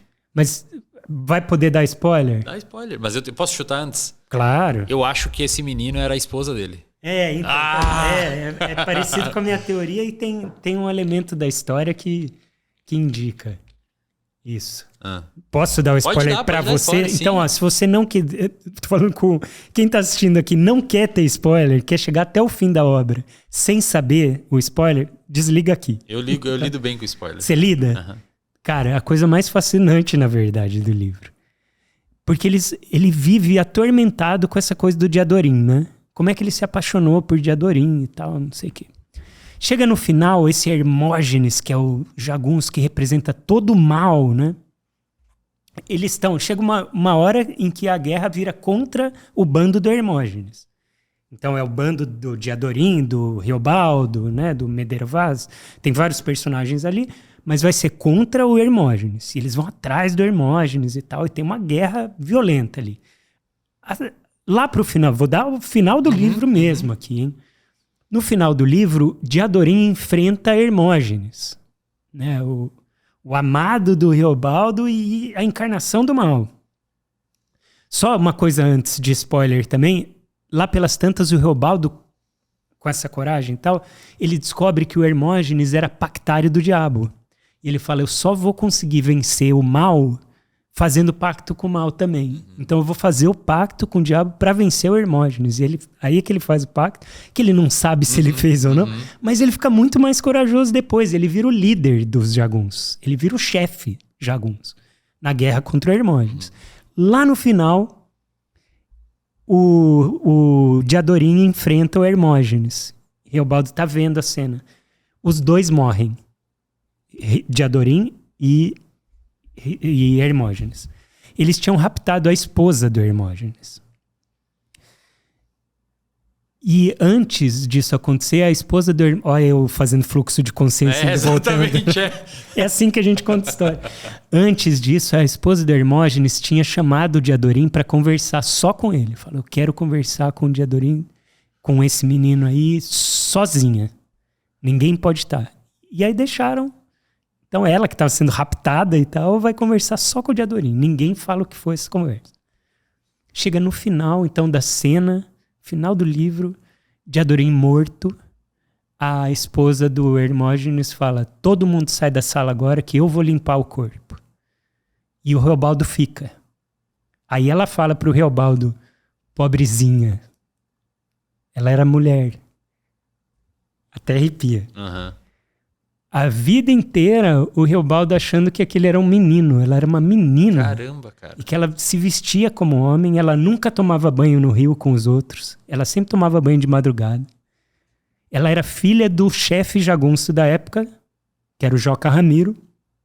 E Joca Ramiro, naquele mundo violento, criou a filha. Esse aí é o cara que. O menino que ele encontrou era no Rio São Francisco. Era o menino que ele encontrou no Rio São Francisco. Que fez ele ter corajoso, que parecia tão frágil. Era uma mulher. Caramba, cara. O tempo inteiro era mulher. Que explosão na cabeça. Não é? Não é incrível esse plot twist? E é lá no finalzinho. Faltando umas 20, 30 páginas para o livro acabar. Você lê 400 páginas sem saber. E o Reobaldo, ele fala assim, se você, aí quando você relê, tem muitas... não, claro. O Reobaldo é outra fala, história daí, é outra história. Tanto que chega no meio do livro, ele chega e fala assim, eu já falei tudo que eu precisava para você. Agora já é para você saber toda a história. Mas eu vou continuar, eu conto os detalhes e tal. Mas se você for ver no comecinho da história, já tá ali, só que você não saca. Caramba, velho. No final você sabe isso. E aí tem esse assombro, né? Porque tem uma tradição de histórias de cavalaria, que é uma tradição de histórias da donzela guerreira, que é uma donzela travestida de guerreiro, né? É uma mulher que se veste de guerreiro, finge que é homem, para poder entrar na guerra. Uhum. Só que o curioso é que Diadorim já era Reinaldo criança. Uhum. Não é que era na guerra. Só que como o pai era jagunço, e o pai falava, você tem que ter coragem e tal, de alguma maneira ela foi criado desse jeito. E em momento nenhum isso aparece antes. E, curiosamente, Riobaldo só revela isso no momento em que ele descobre. Então a gente percorre o mesmo caminho com o Riobaldo. A gente tem o mesmo assombro do que o Riobaldo quando isso acontece. Tipo. E é curioso como a esposa do Hermógenes, a mulher do cara mal, sacou, né? Uhum. E falou, deixa eu conversar com ela. Aí, quando todo mundo sai, ela fala, pobrezinha. O nome dela era Maria Diadorina. Por isso Diadorim, que era o apelido do Reinaldo, né? E você acha que pro Guimarães essa personagem foi inspirada na esposa do Guimarães? Não, eu não sei. É uma viagem da nossa cabeça. Você chegou à mesma conclusão. Não, a minha teoria, né, não é do nada. Não é nem que a teoria é que ela seja necessariamente a mulher do Guimarães. Eu acho muito pouco provável que o cara tenha criado um personagem dessa envergadura sem uma inspiração. Muito difícil, cara. E ele dedica o livro a ela, né? A Araci. Então. E a Araci é conhecida como... A Araci é a única mulher homenageada nos Jardins dos Justos, judeu ali, que é a única estrangeira, é um jardim para homenagear estrangeiros que ajudaram na construção do Estado de Israel. Cara, a mulher dele... É a única. Pois é, e a mulher dele em vida, ela deixava judeus passar. Exato. Sem carimbar o negócio. Isso é um ato de coragem absurdo, coisa que a personagem também tinha. Exato, e o Guimarães Rosa falava para ela isso. Falou, você não tem medo disso, não. Você imagina o que pode acontecer, né? Se descobrirem que ela tá forjando documento, né? Numa época de fronteira fechada, né? Exato. Então, assim, não quer dizer que Diadorim é a Araci, mas tem essa força da coragem de um ser feminino, né? Que vai se mostrar feminino só no final, né? É que quando você vai ler esses grandes autores, seja romance ou ensaio, dificilmente eles... Não dá pra tirar do nada, né, cara? A inspiração pra um personagem dessa magnitude, ela deve ter existido muito próximo dele. Mas é isso que ele falou, né? O Riobaldo falou assim, eu não tô contando história de jagunço. Eu tô falando da matéria vertente. Então. É o que... É vida, né? Ele tá se apropriando de algo que é vida, assim, como quando verte da terra, verte água, faz o rio e tal. Ele tá falando de algo que brota da vida. Né? Se você pegar, por exemplo, o Stuart Mill, ele é um cara que escreveu século XVIII, XIX, escreveu, acho que foi XIX, escreveu um ensaio sobre a sujeição das mulheres, sugerindo que as mulheres deveriam ter direito ao sufrágio, a votar. E ele, em vida, a maior inspiração, inclusive intelectual dele, era a esposa dele. Então é muito difícil. O maior ensaio dele, que é o Sobre a Liberdade, não sei se você já leu, é uma obra magnífica, é curta, magnífica, é um ensaio, né? Não é uma obra de romance, não se propõe a ser, onde ele discute sobre liberdade e alguns aspectos morais. Cara, é dedicado a ela, desde o início. E ele fala que sem ela aquilo ele não existiria. Ela havia morrido já há alguns anos, mas ela ajudou a dar algum tempo e ela ajudou a dar alguns pitacos na obra, como fez em toda a obra do Stuart Mill. E, obviamente, não tem como dizer que esse tratado sobre a sujeição das mulheres não foi inspirado na esposa, né? Então, a gente vê isso é tingido na história da arte literária, tanto em ensaios quanto em romances. É muito difícil o Guimarães ter criado essa personagem sem uma influência muito próxima. Total. Até vou fazer justiça aqui. Quando eu tô conversando sobre isso com você, eu não tô sozinho também. Assim, a Gabriela tá aqui comigo, minha esposa. Assim, porque tem nessa leitura e releitura, tem um tanto que eu aprendo com a Gabriela de coisas que eu não imagino, assim, que não veio na minha cabeça. E a Gabriela sacou muito antes de mim, né? Então, tem uma força mesmo, né, desse encontro, né? Você deve viver isso com a Mayara também, assim, né, de um aprendizado, de contato com uma outra pessoa que está enxergando a vida a partir de um outro ponto de vista e que ensina tanto, né, pra gente. Então, Até a Gabriela está terminando de ler também Grande Sertão Veredas. Ela teve bastante dificuldade durante um tempo, parou, voltou. Como muitos, né? A maioria das pessoas fazem assim. E é uma obra... Eu concordo com você, é essencial para ler. Né? E essa é outra dica importante, leia discutindo a obra, né? Nem que se a outra pessoa não estiver lendo e tal, tipo, você está lendo, mas sua namorada não está lendo. Converse com ela, conta para ela a história, né? Eu aqui nesse podcast eu aprendi um monte de coisas. Você organiza as ideias, organiza a ideia, né? Você vai refletindo. Às vezes é isso, lê um parágrafo. O parágrafo te despertou alguma reflexão, compartilha com as pessoas, né? A gente vai adensando mesmo, né? Vai conhecendo melhor a obra. Agora você vai ter que ler no Madame Bovary. Zé. Eu tenho que ler. Vamos combinar. Quando você começar a ler o Grande Sertão Veredas, você me manda mensagem. Naquele dia eu começo a Madame Bovary. Então, Mas a sua tarefa vai ser mais fácil que a minha.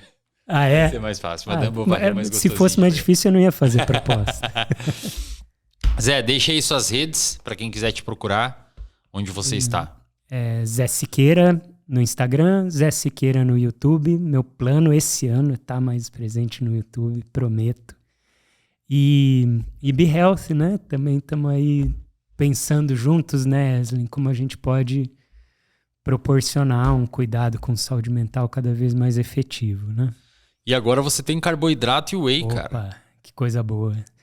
Quando que é a prova que você vai fazer? O episódio ainda não saiu. Quando? A volta à ilha é em final de abril. Aí você vai correr quanto? Ainda não sei. São 140 quilômetros em um grupo de 10 pessoas, mais ou menos. 9. Acho que são 9 pessoas. Correr uns 10, 15. 10, 15. 10, 15. E sabe até o final do ano eu tô pretendendo fazer a maratona, né? Vamos ver. Sabe a trajetória que você vai fazer? Ainda não escolheram, ainda não dividiram. Assim, eles compartilharam um formulário lá, e aí você coloca qual você quer fazer, qual você faz. Assim, qual trajeto? Qual trajeto.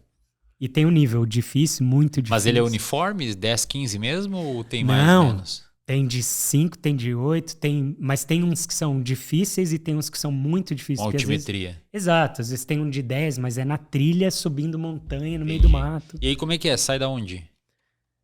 Sai do centro ali, volta pro centro, da Beira-Mar ali. Mas daí sai Beira-Mar, vai... É literalmente a volta à ilha mesmo. Tá, sai Beira-Mar, vai Campeche, lá pra baixo. Eu acho que vai pra cima antes, se eu não me engano, Wesley. Mas daí vai Jurerê, Ingleses... Jurerê, Santinho, Ingleses, pega trilha, Duna, tudo, Moçambique. E volta, e será que pega ali Cacupé, por ali? Pega volta? tudo, Caramba, literalmente a volta. Pega o mapa da ilha e contorna. Caraca. É exatamente o percurso, assim, tem um ponto ou outro que desvia um pouquinho.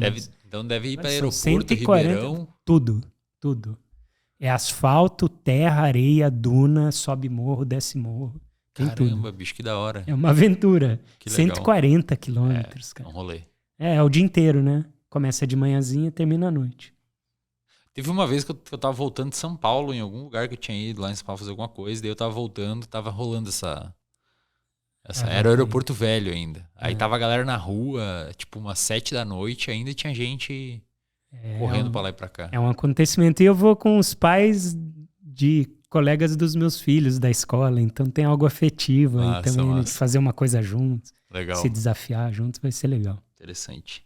Então é isso, galera. Obrigado pela sua audiência. Deixe seu like aqui nesse episódio se você curtiu. Se você tiver interesse em mais livros, a gente vem aí trocar uma ideia. Inscreva-se no canal, compartilhe isso com quem você acha que tem interesse. Cupom Wesley na Probiótica para você dar um gás aí. Ó, a gente incentiva aqui só coisas boas, corrida, leitura, cuidar da saúde mental. Então é isso. Tamo junto. Valeu, valeu.